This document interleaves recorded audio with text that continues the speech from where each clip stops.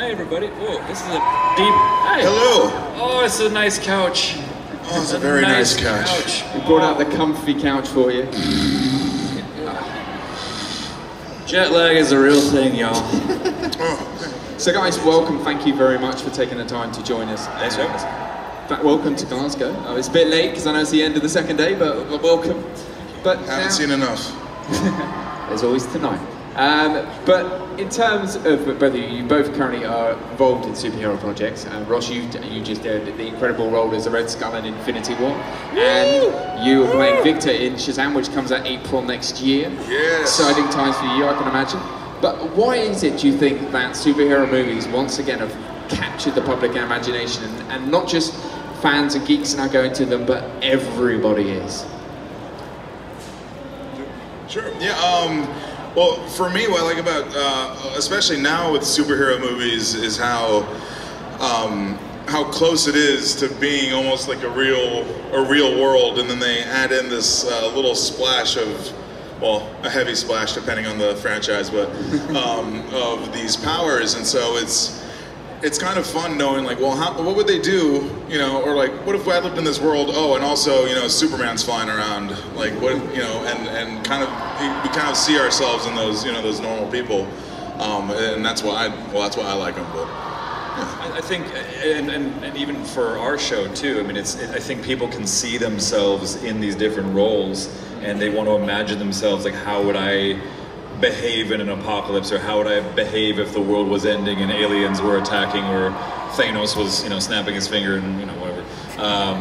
It's a neat concept to think about. It's a bit morbid, I think, too, to some degree, that we all kind of think about the demise of the planet and then the resurrection of the planet. It's kind of a fun thing to think about, like, how would the world end, and can it be saved? And I think that it's a theme that's just under the surface of our subconscious kind of all the time, because there's certainly real world examples of the world kind of crumbling here and there, economically, politically. I don't want to go too far into the, you know, but yeah, so it's kind of fun to think about in that respect, you know.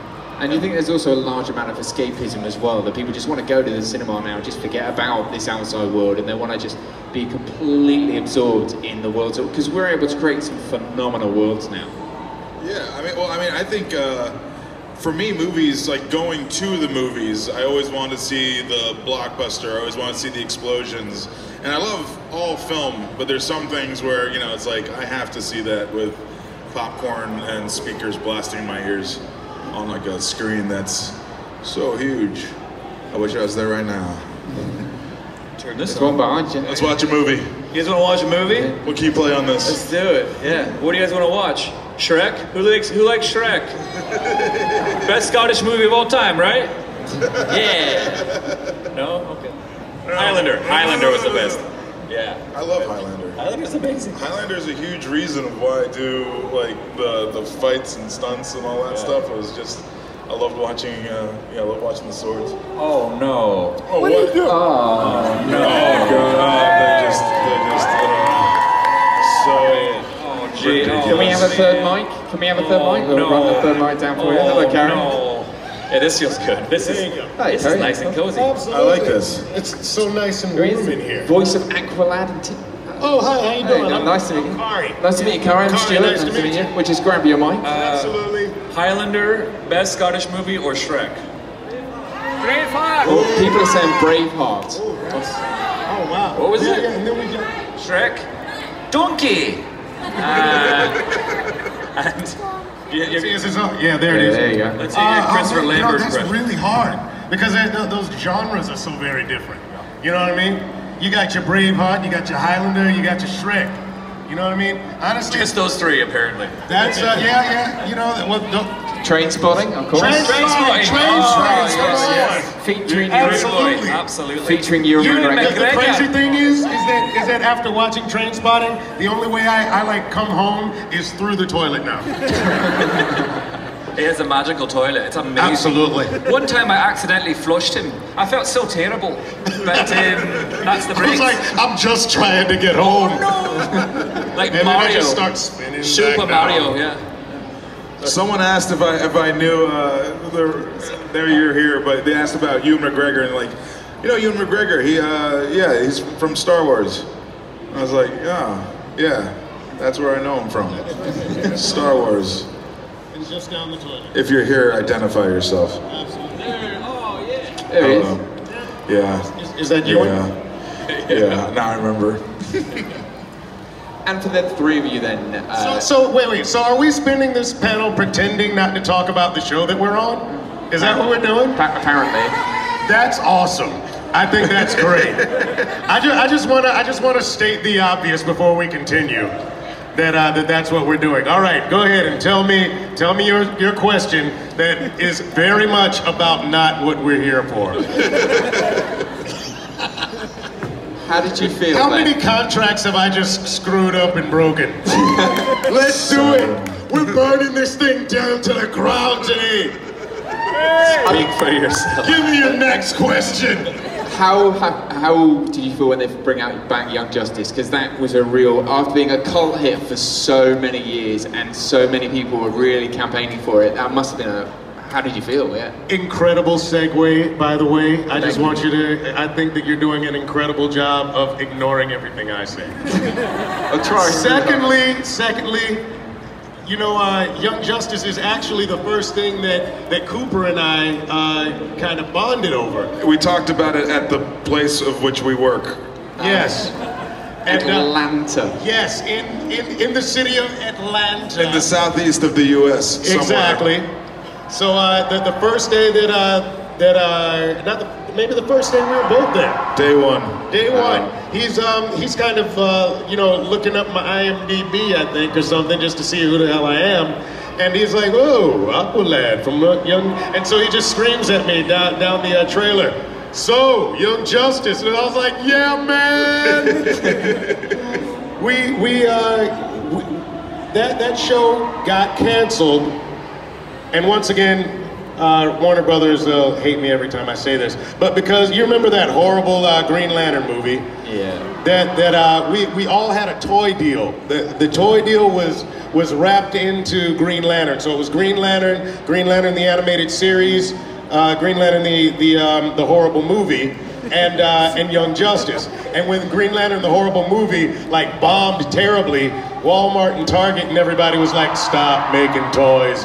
And because of that, that's why Young Justice was canceled. So it was actually, like you said, pretty popular, and you know, definitely had a cult following.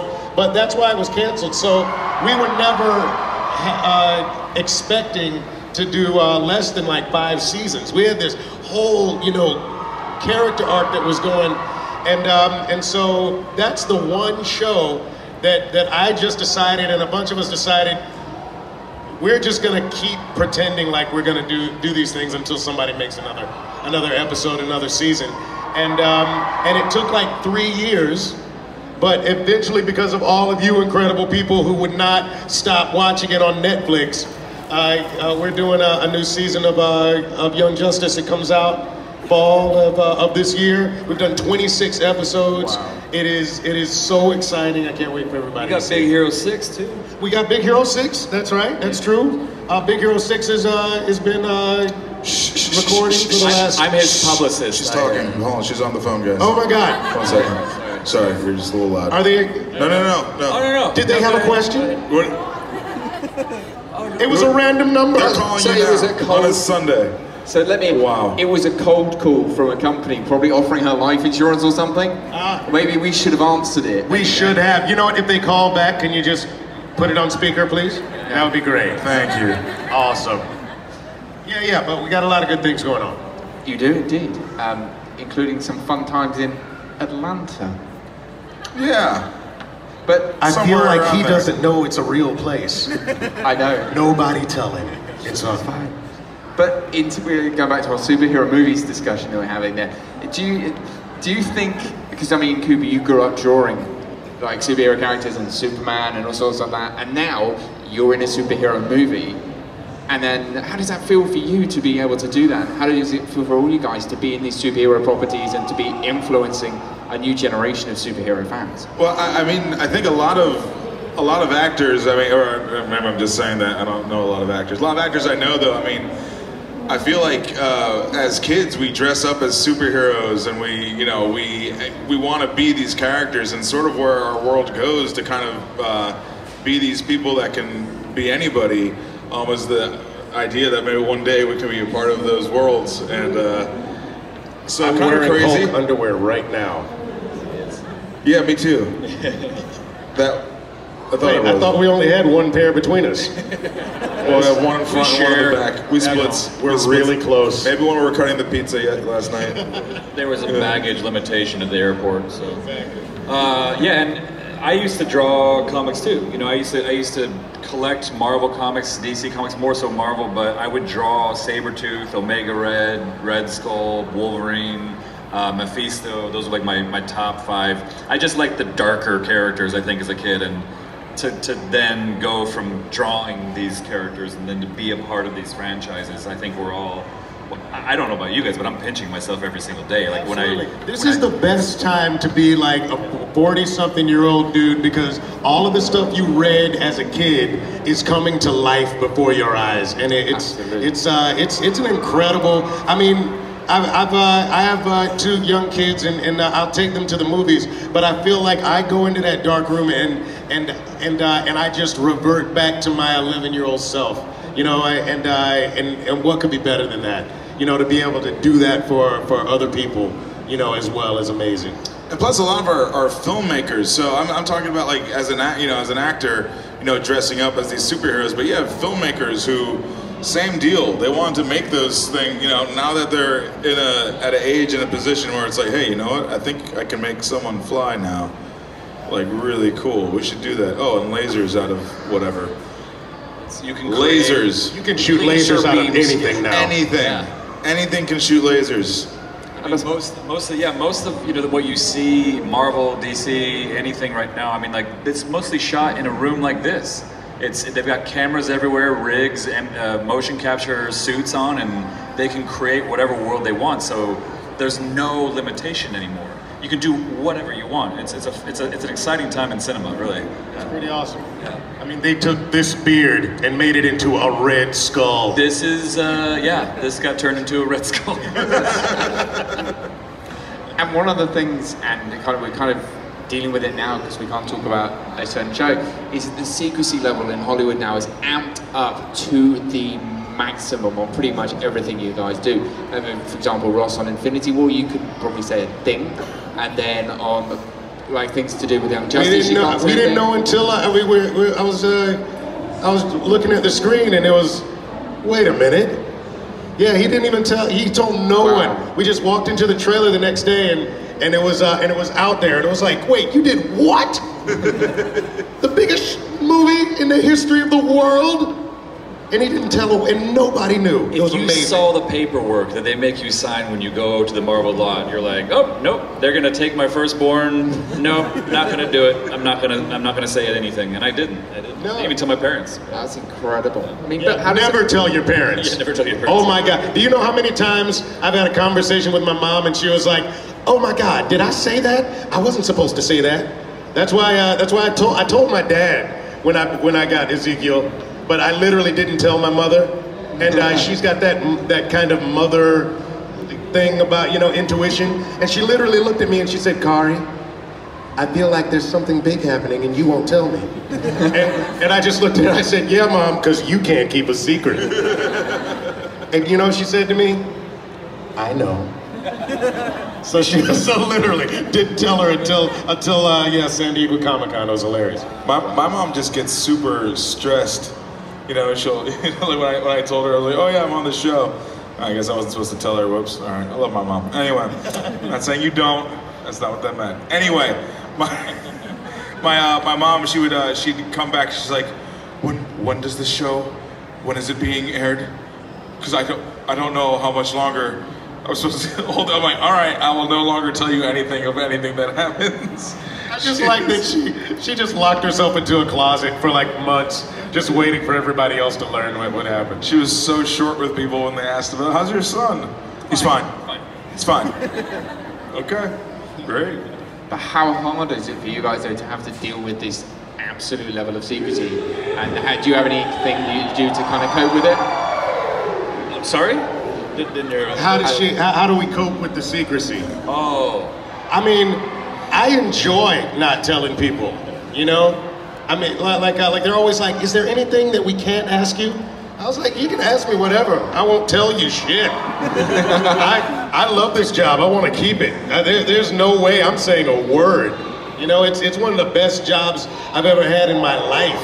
And just because we hugged and had a conversation for 2 minutes, I'm not going to tell you what happens. I can see you already asking. It's already coming out. The both of you, you're trouble.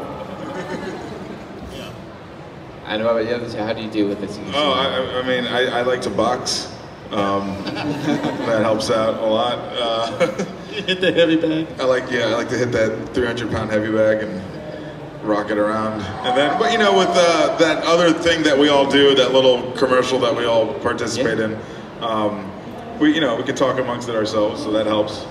But when we do these, with the superhero stuff, yeah, it makes it well, I think it's exciting too, because I get genuinely jazzed when I think about what you're doing, and I know you can't talk about it, on a project.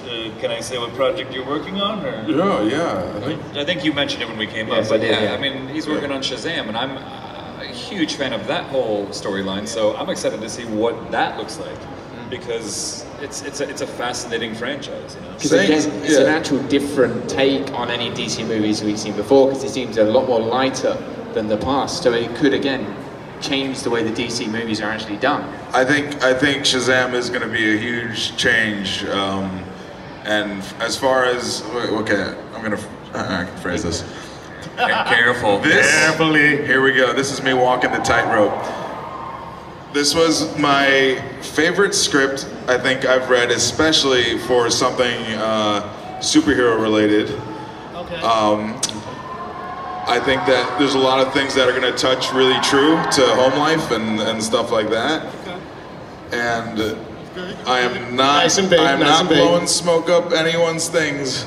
It's going to be awesome. All right. I promise you. There's some shows I'm in, like I did this other movie called Den of Thieves, and I liked it. I really did. I enjoyed it before I get fired from that sequel. Gerard Butler? But yeah, so I did this other movie, and when people are like, "Oh, should I go see it?" I'm like, "Well, if you're like, you want to watch like some people get shot up and like steal from, a Federal Reserve, sure." But yeah, with Shazam, it's gonna be awesome. Although I would say that DC has already taken a turn with their DC properties, with Teen Titans Go to the Movies. Yeah! Which was absolutely hilarious. I knew all the jokes and I still peed myself in the theater. I laughed so hard. Out on DVD next week. We're gonna watch it here. And Blu-ray and digital platforms as well, I'd imagine. But for all of you then, if you could do your own, because you're all superhero fans, you're all comic book geeks and things like that, if you could make a superhero movie yourself, what kind of superhero movie would you like to make, and who would you like to cast in the lead, other than yourselves? Other than myself? Oh, shoot. That's interesting. Because I always say I would love to play Moon Knight, but if I could... Nice! Dude, I love Moon Knight growing up. I freaking loved Moon Knight growing up. You know what? It was when he became part of the West Coast Avengers, Yep. and then I started reading the other Moon Knight. You know what? My favorite Moon Knight moment is in West Coast Avengers when they went to like another dimension, and it was a dimension filled with moons, and he just beat the shit out of everybody because it was like he was like Moon Knight. Power, and he just tore everybody up. But plus, he just looks so cool. He looks cool, but And then, and I mean, just the whole like Playboy sort of, stunt guy persona. I just loved it all. Loved it all. Mark Spector's personality shift, like when Warren Ellis took over in like 2006. The Bendis. Yes. But also the dissociative identity disorder. Who's Moon Knight fans here? Anybody? Anybody? Yeah. So he started thinking he was everybody? Yeah, it's like, yeah. I mean, like, the idea that a superhero could be literally losing his mind, right? Killing people at random, beating people up, and it might be good people. He might be fighting himself. These might all be in his head. That's a fascinating superhero story. And it's because they're all crazy. If it comes down to it, most superheroes, if they were real, those people are nuts. Be nuts. They're crazy. Be insane. What's wrong with them? Yeah. So, Moon Knight played by Ewan McGregor, I suppose. Yes? John C. Reilly. John C. Reilly. I'm gonna kill you. I'm gonna wreck it. Nice. What about Carrie and what about you, Cooper? Any movies you use, superheroes you'd like to resurrect? Other than the movie? I think I have photo ops in a minute.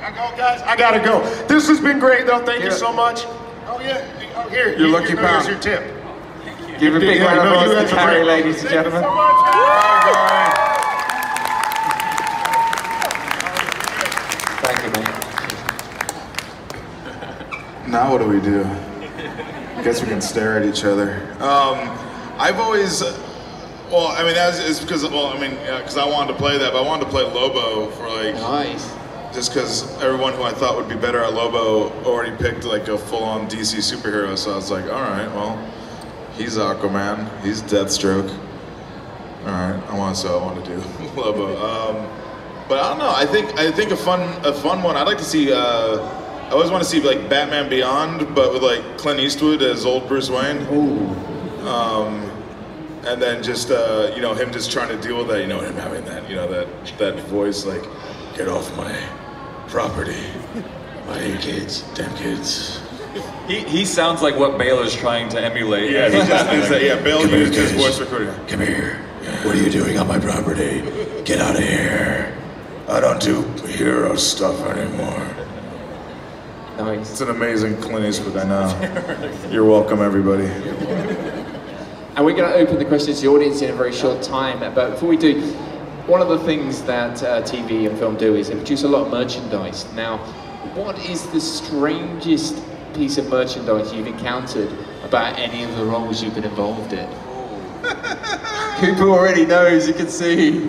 Well, I think the Red Skull Pop Funko is just adorable. I haven't been able to get one myself because it's so hard to. I think there was only like 1,500 of those made, but my family and I were trying to buy them when it came out, and it sold out within 30 seconds. But just the idea that you have this demonic creature, Red Skull, is like this adorable like Pop Funko. I just love it so much. But what was yours?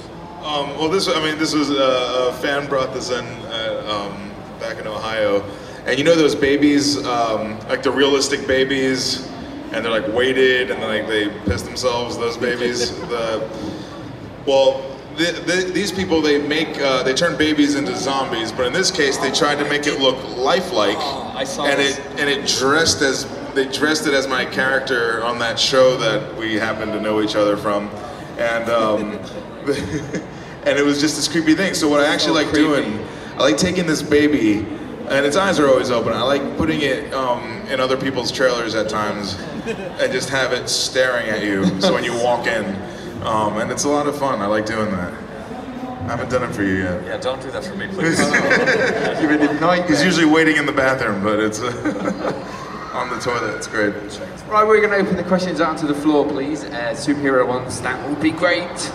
And so we're going to start off with this person down the front. Question for Red Skull. This is story related. So basically, when Thanos snapped his fingers, did you get erased also? Did any of you get erased also? Oh, that's a great question. I don't know the answer to that, but I'm going to try my best to give you my theory. A lot of people think that now that Thanos has taken the Soul Stone, Red Skull is free of his duties. So when he grabbed the Tesseract, got shot into space, and is wound up on Vormir, he's been there for like 84 years, but now that Thanos has kind of freed him of his responsibility, I think he's free to do kind of whatever he wants, and now he can fly. Who knows what else he can do? Maybe he can shoot laser beams out of his eyes? I mean, I don't know. Or anything, just lasers from anything. Yeah, who knows? But yeah, I think there's a very distinct possibility that he could try to get stones himself, you know, so, yeah, so, great question. And you've just talked yourself into a job for the next 10 years then, potentially there. Oh man, that would be lovely. I would love that. I'll bring you my resume. Yeah. My question's for Ross. How much pressure was it to kind of take over from Hugo with such an iconic part of the MCU? how did you deal with that? Intense pressure, just because I loved what Hugo did with Captain America. I thought that he brought the maniacal but also restrained ambition that Red Skull had, and I think he's the oldest supervillain, maybe predated by, well, he came out in 1941, and I think that he's just this iconic supervillain the world over, and I thought Hugo did just an amazing job with it, and I don't know quite what his reasons were for not coming back to the role, but when I was offered the chance to play it, I was just very, very flattered and very honored. And the real goal that I had was to sound as close to him as possible without sounding too much like him, because the Russo brothers were very clear that they wanted him to sound 84 years older and a much more broken, remorseful Red Skull. So that's what I tried to convey. But yeah, I felt immense pressure to do it justice. Yeah. Well, what I liked about your doing that too, it was just, it sounded, because I thought it was him for one, and it was, but I also thought, I was like, oh, that's cool, because 84 years later, he's not going to sound so harshly German, and so it just had like that. So I was like, oh yeah, I guess he's been away for a while. And I think the direction they gave me was make him sound more Yoda-like. So I was like, oh, okay, so he's, without going that and going full, yes, Red Skull I am. Soulstone, throw Gamora over the edge, you must. That'd be kind of cool, actually. But yeah, no. So imbuing it with a little bit more of that, like, kind of, you know, lighter tone was what they kind of wanted, and I tried to. Yeah. And we have a question from the person in the middle. So, have you got any reshoots for Avengers 4? Reshoots for what? Avengers 4. Oh, I have not to my knowledge. I'm hoping and praying that I can be in that, but the God's honest truth is I don't know. Yeah, so yeah. And we have a question from a lady in here. You've both worked on films and a TV show. Which one do you prefer? It's harsh because I mean, in general, except for this one TV show we happen to be on that I can't name, I do like movies. I like shooting film a lot more because we get the time to make it with, like, say, just some random show like Vampire Diaries, or another show shot in Georgia, like Originals, or another show shot in Georgia, like The Have and Have Nots from Tyler Perry. Well, except for that show, everyone else gets around 8 days to film an episode, and these are like 42 pages, which equates to 42 minutes really, and you have 8 days to shoot this thing, while in these movies, we have 130 pages or 120 pages, and we're going to shoot it over the course of like 4 months to not longer. And I feel like if a movie sucks, not all the time, but I feel like if a movie does suck, I feel like for a lot of them, they had the time to make it right, and it's on them. When I see a TV show kind of do something a little bit weird, I'm like, well, they probably only had like a day to do that scene. And so I like the time that's given for film. Sort of like the time I'm taking right now to describe this over and over again in different ways. Yeah, I can't say anything better than that. Yeah, exactly. We have a question from a lady here in the middle. Hi. So you've both worked on programmes and films in apocalyptic situations. Type shows. As type shows. Personally, have you ever thought about what you would do in the case of any kind of apocalypse? If you were to survive, what would be the first 3 things you would do? Oh, I think about this literally all the time. Yep. I think we both do. I mean, most of us on the show now, you've been on 3 seasons now? Yeah, it's my 3rd. Yeah. My 5th season, and I feel like you kind of begin to look at the world a little differently. When you're driving in Atlanta traffic and you're in gridlock, and you're thinking to yourself, if the apocalypse actually happened, I'd have to kind of kill a lot of people, and I'd have to, you start to think a little bit more like Shane, I think. I think most people would like to think that they'd be Rick or Michonne or Daryl, but I think the reality is a lot of people would turn into Shane or Negan. They'd have to be, just, hey, I gotta survive, and I would go to a Costco, which is the biggest food and outdoor sporting goods, everything. I would get in there with all my favorite people, fuse the door shut, and then just live there until the apocalypse ended, for however long it lasted. What would you do? You know, there's this place. I'm not gonna tell anyone this place just in case. Wait. But there's just in case you might get an invite. Also. Wait, can I come?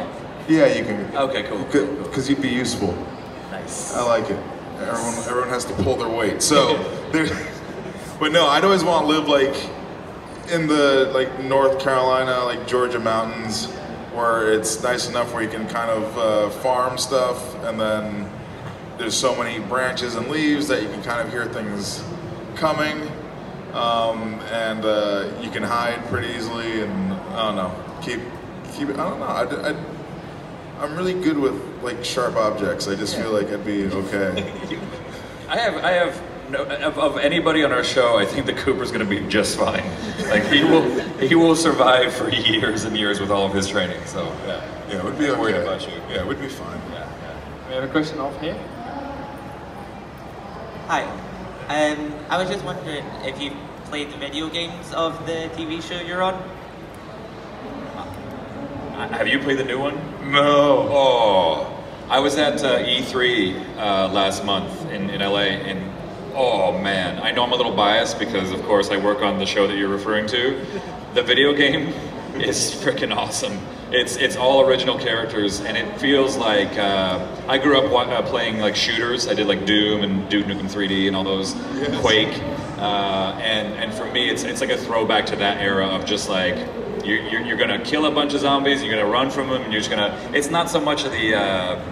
I mean, it's a little bit like you know, there's some strategy involved, but for the most part, it's just killing zombies. And what's better than that? Nothing. You know. It's so good. Feels so good to do that. So good. I like playing. I need to play those games. I play a lot of Overwatch. So I was telling some of the people that were here. I'm like, I hear your voice all the time as you're killing me. It's very. I don't know if I like you. We got one final question for this young man here. This question is for both of you. What superhero rival would you have? Superhero rival? Oh, dang. Ooh. Like we'd be the villain and our hero would be. No. I think you said we would have a super villain that'd be our rival. Is that right? Oh no. What do you? Which superhero would be our rival? Which superhero would be our rival? Oh. Man. I see.